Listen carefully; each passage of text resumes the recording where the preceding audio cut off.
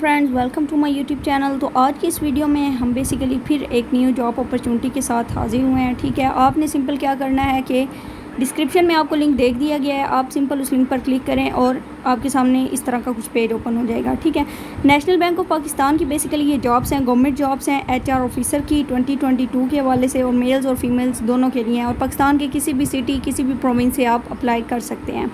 तो डिस्क्रिप्शन में जो लिंक दिया गया है आपने सिंपल उस लिंक पर क्लिक कर देना है। जैसे ही उस लिंक पर क्लिक करेंगे तो आपके सामने नेशनल बैंक ऑफ पाकिस्तान की वेबसाइट ओपन हो जाएगी। सो एनीवे, जितना टाइम लगता है उसमें अगर आप हमारे चैनल पर न्यू हैं तो हमारे चैनल को सब्सक्राइब कर दें ताकि आपको हमारी बाकी लेटेस्ट वीडियोस मिलती रहें। सो एनीवे, इस तरह का पेज आपके सामने ओपन हो जाएगा। आपने क्या करना है, इसको स्क्रॉल डाउन करना है। यहाँ पर देखें लिखा हुआ है कि अनाउंस डेट 2 जुलाई है, ड्यू डेट 5 जुलाई है, name of department national bank of Pakistan है, और क्वालिफ़िकेशन इसके लिए जो रिक्वायर्ड है वो मास्टर डिग्री होनी चाहिए या BS होना चाहिए आपका। वेरियस नंबर ऑफ वैकेंसीज़ हैं, जॉब सेक्टर गवर्नमेंट है और जॉब टाइप भी परमानेंट है। स्क्रॉल डाउन करेंगे तो हाउ टू अप्लाई लिखा हुआ है। ठीक है, इसमें आप बेसिकली क्या करेंगे, अगेन स्क्रॉल डाउन करेंगे तो यहाँ पर ऑप्शन आ रहा है click here for online apply. इस पर आपने क्लिक कर देना है। जैसे इस पर क्लिक करेंगे तो आपके सामने नेशनल बैंक ऑफ पाकिस्तान का फॉर्म ओपन हो जाएगा। आपने सिंपल क्या करना है, उस फॉर्म को फिल कर देना है। उस फॉर्म को फिल करके आपने सबमिट कर देना है। कुछ इस तरह का फॉर्म ओपन हो जाएगा। ठीक है, क्योंकि ऑनलाइन ही अप्लाई करना है तो इतनी डिफ़िकल्टी नहीं होगी। आपने अपने सारे डॉक्यूमेंट्स अपने पास रखने हैं, क्योंकि कुछ चीज़ें ऐसी हैं जो यहाँ पर आपको अपने डॉक्यूमेंट से देख कर बतानी पड़ेंगी। सो एनीवे, अब हम इसको स्टार्ट करते हैं। First of all available jobs, एक ही जॉब अवेलेबल है, ये ऐसे ही रहेगी। उसके बाद रीजन अप्लाइड फॉर। ठीक है, आपने क्या करना है, यहाँ पर सिटी चूज़ कर लेना है कि कौन सा सिटी आप प्रेफर करते हैं इस जॉब के लिए। इस्लामाबाद, कराची, लाहौर, रावलपिंडी। ठीक है, जो आपके एरिया के नज़दीक है आप वो सिलेक्ट कर लें। हम यहाँ पर लाहौर सेलेक्ट कर लेते हैं, लेकिन आपने अपनी मर्ज़ी के मुताबिक जो भी चूज़ करना वो आप कर सकते हैं। उसके बाद आपने यहाँ पर अपना CNIC नंबर दे देना है, जो भी आपका CNIC होगा। ठीक है, उसके बाद एप्लीकेंट नेम दे देना है। ठीक है, आपका जो नेम है आपने वो यहाँ पर लिख देना है। फादर नेम, अगर आप मैरिड हैं तो आपने अपने हस्बैंड का नेम दे देना है। उसके अलावा फादर का CNIC दे देना है, लेकिन CNIC लिखते हुए एक काम आपने करना है कि उसमें ये डैश नहीं होनी चाहिए। ठीक है, फॉर एग्ज़ाम्पल आपके CNIC पे लिखा होगा 38403, आगे डैश टाइप होगा या हाइफन उसको बोलते हैं। ठीक है, आपने वो नहीं लिखना, सिंपल 38403 और आगे जो भी डिजिट्स हैं वो लिख देने हैं आपने। देन जेंडर आपने देख लेना, मेल फीमेल जो भी हो आपने सेलेक्ट कर लेना है। अपना मैरिटल स्टेटस आपने देख लेना है, सिंगल है, सेपरेटेड हैं, डाइवोर्स्ड हैं, रीमैरिड हैं, जो भी हुआ। ठीक है, सिंगल चूज़ कर देते हैं। उसके बाद डेट ऑफ बर्थ में आपने अपनी पैदाइश लिख देनी है। ठीक है, जिस भी मंथ में थी, जो भी डेट थी और जो भी ईयर था। उसके बाद प्रेजेंट मेलिंग एड्रेस, इसमें आपने अपना एड्रेस दे देना है कि आप कहाँ पर रह रहे हैं। उसके बाद सिटी, आपने अपना सिटी चूज़ कर लेना है। डोमिसाइल दे देना है। डोमिसाइल में आपने सिंपल अपने सिटी का नेम लिख देना है, या जिस सिटी का आपका डोमिसाइल बना हुआ होगा। अगर नहीं भी बना हुआ तो आपने सिंपल उस सिटी का नेम लिख देना है।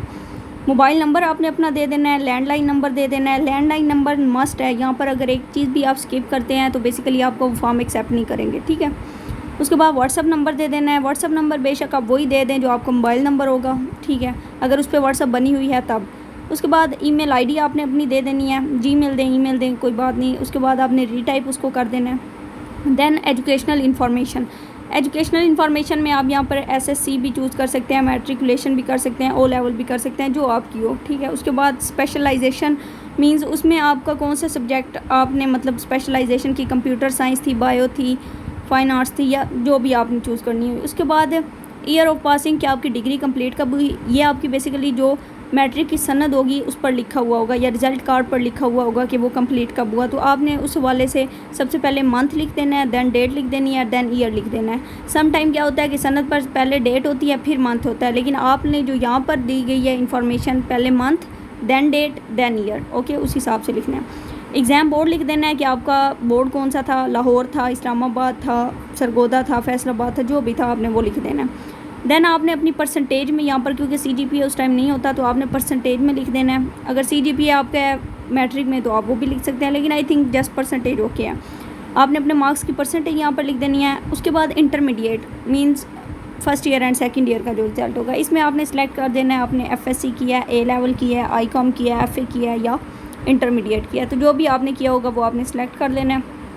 उसकी स्पेशलाइजेशन लिख देनी है। ठीक है, मींस कौन सा सब्जेक्ट में आपने स्पेशलाइजेशन की। उसके बाद ईयर ऑफ पासिंग, ये भी आपको अपनी सनद पर मिल जाएगा, वहाँ से आपने डेट देखकर यहाँ पर लिख देनी है। एग्ज़ाम बोर्ड डेफिनेटली जिस भी बोर्ड से आपने वो पास आउट किया है वो लिख देना है। उसके बाद अपनी परसेंटेज मार्क्स की लिख देनी है। देन ग्रेजुएशन की तरफ आ जाते हैं। ग्रेजुएशन में आपने बेसिकली अपनी टाइटल ऑफ डिग्री लिखनी है कि आपने मास्टर किया हुआ है, एमएससी किया हुआ है या बीएस किया हुआ है, आपने वो लिख देना है और किस सब्जेक्ट में किया है साथ उसको भी मेंशन करना है। उसके अलावा स्पेशलाइजेशन में वो सब्जेक्ट लिख देना है। ईयर ऑफ पासिंग में आपने बेसिकली कब आपकी डिग्री कंप्लीट हुई, ठीक है, तो आपने बेसिकली वो वाली डेट इधर लिख देनी है। उसके बाद यहाँ से डिफरेंट यूनिवर्सिटीज़ दी गई हैं, आपने अपनी जहाँ से आपने ग्रेजुएशन किया है वो यूनिवर्सिटी आपने यहाँ पर लिख देनी है, ठीक है, सेलेक्ट कर देनी है। फॉर एग्ज़ाम्पल देखिए यूनिवर्सिटी ऑफ सरगोदा है, हम इसको सिलेक्ट कर लेते हैं। उसके बाद आपने अपना CGPA यहाँ पर लिख देना है कि आपकी ग्रेजुएशन में आपका कितना CGPA था, या मास्टर में या एमफिल में नहीं, सॉरी, जस्ट MSc, MA या BS में, ओके। उसके बाद आपने बेसिकली क्या करना है, CGPA पोस्ट ग्रेजुएशन, अगर आपकी एमफिल की एजुकेशन है, ठीक है, अगर आपने MA के बाद एमफिल किया तो आपने वो सारी डिटेल यहाँ पर दे देनी है। उसके बाद अगर आपने कहीं पर जॉब की है, ठीक है, तो उसका जो एक्सपीरियंस है आपका वो आपने टोटल एक्सपीरियंस यहाँ लिख देना है, रेलिवेंट एक्सपीरियंस लिख देना है। उस जॉब का टाइटल बता देना है कि आपने कौन सी जॉब की, ऑर्गेनाइजेशन क्या थी, लेंथ ऑफ एक्सपीरियंस कितने था, कितने मंथ का था, कितने ईयर का था। उसके अलावा अगर आपने कोई सेकंड जॉब की उसकी इन्फॉर्मेशन दे देनी है। अगर आप थर्ड जॉब की तो थर्ड की दे देनी है, और फोर्थ जॉब की, फिफ्थ जॉब, मतलब जितनी जॉब्स आपने की हैं आपने उनकी यहाँ पर इन्फॉर्मेशन दे देनी है। देन हमारे पास कुछ फाइल्स हैं जो आपने अटैच करनी है, लेकिन वो 1 MB से लेस होनी चाहिए। अब 1 MB से लेस इस तरह हो सकती हैं कि आप उनको बेसिकली कैम स्कैनर कर लें, उसके बाद उसका साइज़ वो एडजस्ट हो जाएगा। तो सबसे पहले आपने अपनी CV अटैच कर देनी है। सिंपल चूज़ फाइल पर क्लिक करेंगे। चूज़ फाइल पर क्लिक करने के बाद आप अपने डॉक्यूमेंट्स में चले जाएंगे, या जहाँ पर भी आपने अपनी CV रखी है उस फाइल में जाके आपने वहाँ से सिलेक्ट करनी है और डन कर देना है। उसके बाद आपने अपना CNIC अटैच कर देना है, फ्रंट और बैक दोनों का, ठीक है। इसको आपने कैम स्कैनर करके उसका PDF बना लेना है और फिर यहाँ पर अपलोड कर देना है। उसके बाद आपने एजुकेशनल डॉक्यूमेंट्स, मतलब अगर आपको बैचलर डिग्री मिल गई है तो आपने वो यहाँ पर चूज़ कर लेनी है, मतलब सेलेक्ट करके अपलोड कर देनी है, या फिर अगर आपके पास ट्रांसक्रिप्ट है तो आपने वो यहाँ पे अपलोड कर देनी है। उसके बाद एक्सपीरियंस लेटर के जो भी जॉब आपने की है, अगर वहाँ से आपको कोई एक्सपीरियंस लेटर मिला है तो आप यहाँ पर वो लिख सकते हैं, ठीक है। उसके बाद ये सारी इन्फॉर्मेशन ओके करने के बाद आपने एक दफ़ा रिव्यू कर लेना है कि आपने कोई चीज़ छोड़ी तो नहीं है इसमें, ठीक है। और उसके बाद फिर आपने एक्सेप्ट एंड अप्लाई करना है। तकरीबन ये 2 से 3 मिनट लेगा, ठीक है। जब तक ये खुद ही बैक नहीं होता आपने इसको बैक नहीं करना, एक्सेप्ट एंड अप्लाई करने के बाद, ठीक है।